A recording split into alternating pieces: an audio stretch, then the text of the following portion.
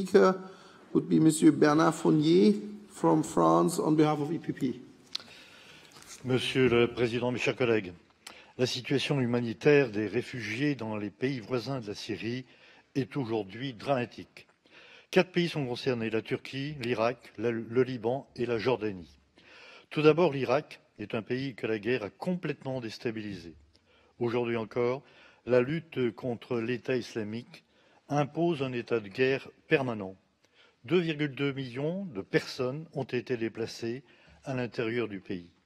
Dans ces conditions, il est difficile d'accueillir les quelques 267 000 réfugiés présents dans des conditions conformes à la Convention de Genève. La situation en Jordanie et au Liban est différente du fait de la forte présence de réfugiés palestiniens. 2,1 millions en Jordanie, 460 000 au Liban. Leur situation était déjà compliquée avant la guerre en Syrie. La plupart vivent dans des conditions précaires. La guerre en Syrie n'a fait qu'ajouter la misère à la misère. En effet, le Liban et la Jordanie n'ont pas les moyens d'accueillir dans des conditions conformes à la Convention de Genève autant de réfugiés.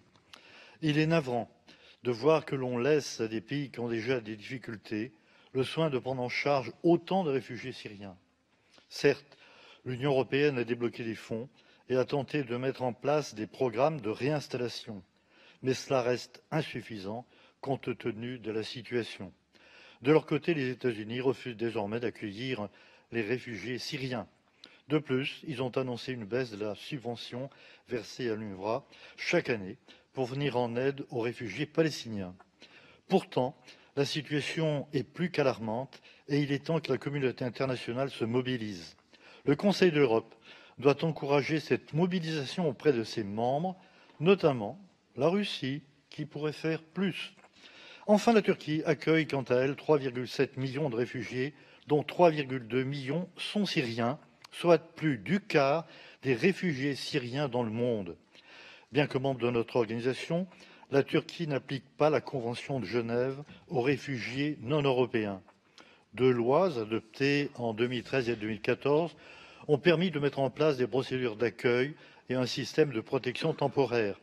La Turquie a dépensé plus de 6 milliards de dollars rien qu'en 2015 pour venir en aide aux réfugiés.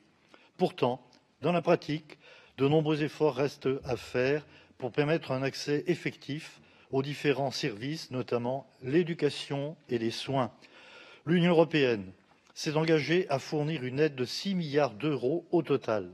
Cet engagement doit être respecté.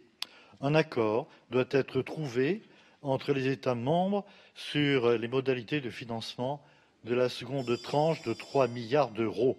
Mes chers collègues, les difficultés des pays voisins de la Syrie, mais aussi celles de l'Italie et de la Grèce, aujourd'hui, nous concernent tous. Je vous remercie. Monsieur